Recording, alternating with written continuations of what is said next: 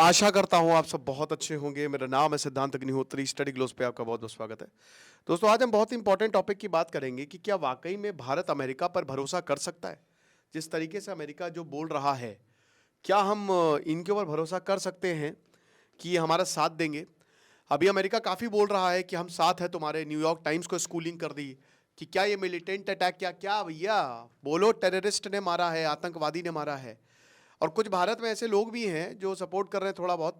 ऐसे लोगों को निकलना चाहिए। एक मंत्री साहब है जो कह रहे हैं कि हिमाचल प्रदेश में हुआ है हमला, तो उनको, ऐसे लोगों को भाई हटाओ, डिसमिस करो। ये सब मतलब कोई काम नहीं है, पॉलिटिकल रोटियां सेकने के लिए है ना।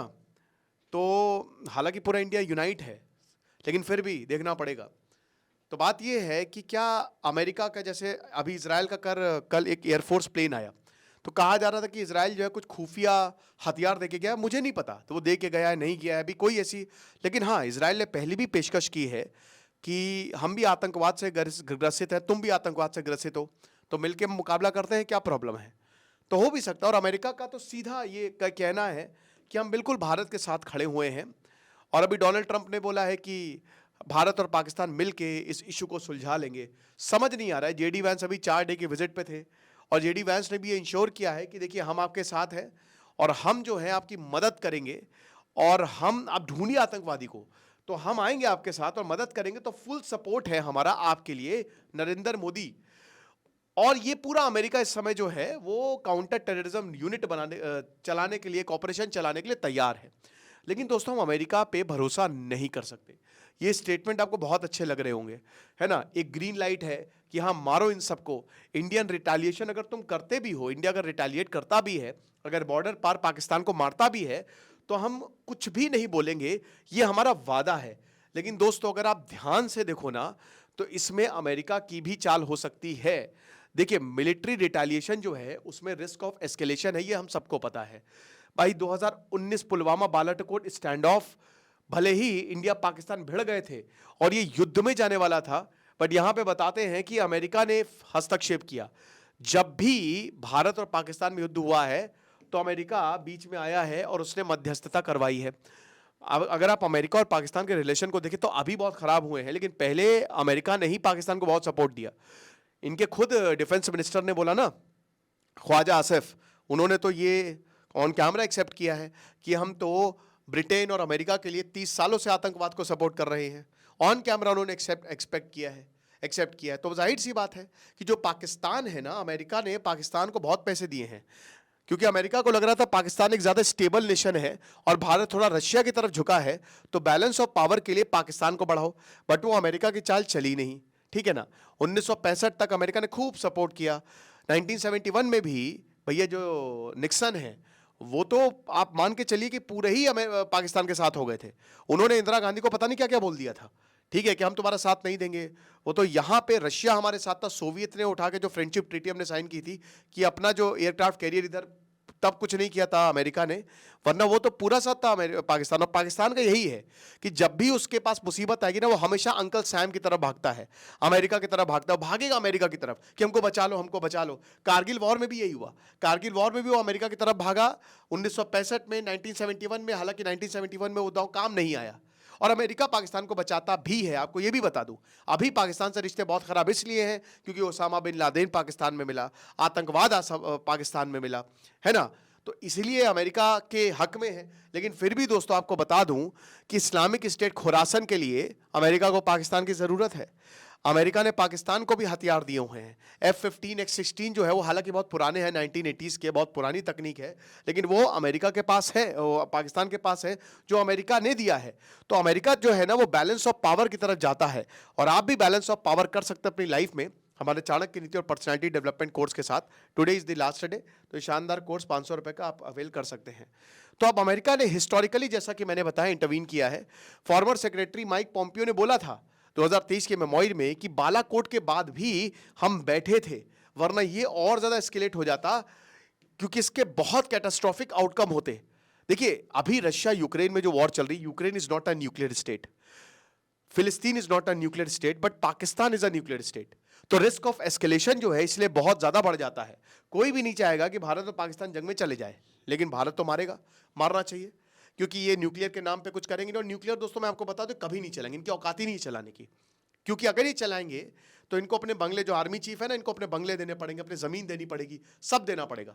और वैसे भी इंटरनेशनली आप न्यूक्लियर तब तक इस्तेमाल नहीं करते जब तक दूसरा देश इस्तेमाल ना करे, वरना आपकी ऐसी की तैसी हो जाती है। तो पूरी दुनिया की इन्वेस्टमेंट जो है वो दांव पे लगी है। दूसरी चीज ये है कि आपको बता दूं कि जो स्ट्रैटेजिक प्रायोरिटीज है, अब वॉशिंगटन के पर्सपेक्टिव के हिसाब से वो पूरी तरीके से इनके इंटरेस्ट को खत्म कर सकता है अगर भारत हमला करता है। तो भारत बहुत इंपॉर्टेंट है चाइना के लिए। अमेरिका जो है वो भारत को चाइना के लिए यूज कर रहा है। आपको बता दूं कि अब एप्पल का कुछ भी चाइना में नहीं बनेगा, सब मेड इन इंडिया होगा। ठीक है, 245% चाइना के ऊपर टैरिफ लगा दिए। ट्रेड वॉर जो है अमेरिका चाइना से लड़ रहा है। और पाकिस्तान को वो इस्लामिक स्टेट खुरासन के लिए जो काउंटर टेररिज्म ऑपरेशन है, साथ ही साथ जो अफगानिस्तान में तालिबान की डील हुई थी, दोहा एग्रीमेंट, उसके लिए भी पाकिस्तान की जरूरत थी। तो अमेरिका जो है ना वो बहुत ही ज्यादा सेफ खेलता है। आपको बता दूं कि एक तरफ तो ये बहुत कुछ कहेगा कि हाँ भारत के साथ है, लेकिन जब मुसीबत पड़ेगी तो सबसे पहले भागने वाला अमेरिकन ही है, याद रखिएगा। तो बहुत दोगले इंसान है, इनके पूरी तरीके से भरोसा नहीं किया जा सकता। लेकिन फिर भी अमेरिका का सपोर्ट है और ये बोल रहा है कि तुम आतंकवाद से लड़ो, और बोल रहा है कि हम तुम्हारी अपनी इंटेलिजेंस भी देंगे। तो ये ग्रीन सिग्नल डेफिनेटली है, लेकिन पूरी तरीके से अमेरिका पे भरोसा करना ये भारत के लिए थोड़ा सा मुश्किल हो सकता है। F-16 इनको 1980s में दिए थे, 1980s में अरबों रुपए दिए हैं पाकिस्तान को ऑपरेशन साइक्लोन के तहत। रोनाल्ड रीगन ने बहुत पैसे दिए हैं, आतंकवादियों से मीटिंग की थी, पूरा तालिबान इसी ने बनाया, अमेरिका ने बनाया है। अब F-16 F-15 की सर्विस होती है, जैसे आपकी गाड़ी की सर्विस होती है, इनकी भी सर्विस होती है। उसके लिए अभी दोस्तों $400 मिलियन रिलीज किए हैं अमेरिका ने।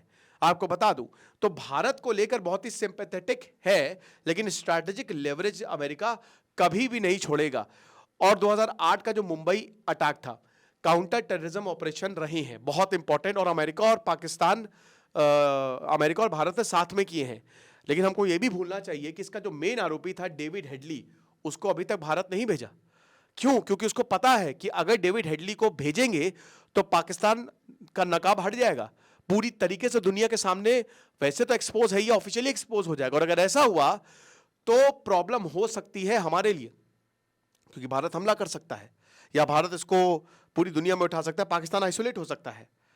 अब हालांकि ये बोला है कि पाकिस्तान की जमीन जो है वो क्रॉस बॉर्डर टेररिज्म के लिए नहीं यूज होने देंगे, लेकिन पाकिस्तान की जमीन ही क्रॉस बॉर्डर टेररिज्म के लिए यूज हो रही है। ये पाकिस्तान ही इसकी जड़ है, ठीक है ना। जेडी वैंस ने भी बोला कि हम पूरा सपोर्ट देंगे, आप परेशान मत होइए। और ख्वाजा आसिफ ने तो साफ साफ बोल दिया कि भैया हम तो अमेरिका के लिए कर रहे हैं ये बात। तो जाहिर सी बात है इसमें अमेरिका शामिल तो ही है कहीं ना कहीं। अमेरिका तो चाहेगा जितना ज्यादा युद्ध हो, the biggest profit is in the war. जितना ज्यादा वॉर होगा, रॉथस्चाइल्ड फैमिली कहती थी, ये कहते हैं दुनिया को कंट्रोल करती है, दुनिया के युद्ध को वो फंड करती है, ताकि जितना ज्यादा युद्ध होगा उतना ही ज्यादा उनको प्रॉफिट होगा। आपको बता दूं तो अमेरिका जो है वो बैलेंस करने की कोशिश करेगा, ठीक है, और साउथ एशिया में रिस्क का एस्केलेशन बढ़ने नहीं देगा। लेकिन भारत को कुछ नहीं सोचना चाहिए, भारत को बिल्कुल भी नहीं सोचना चाहिए। यही इसने इजराइल के समय तो नहीं सोचा, क्योंकि इजराइल के बहुत सारे लोग यहूदी जो हैं इनकी कमेटी में बैठते हैं। तब वहां पे जब फिलिस्तीन में इजराइल मार रहा था तब तो नहीं सोचा इन्होंने। और अब भारत के लिए ये डेफिनेटली बोलेंगे बैठो, हो सकता है इंडिया पे प्रेशर भी बना दिए, अभी तो कह रहे हैं, लेकिन चलिए लिमिटेड।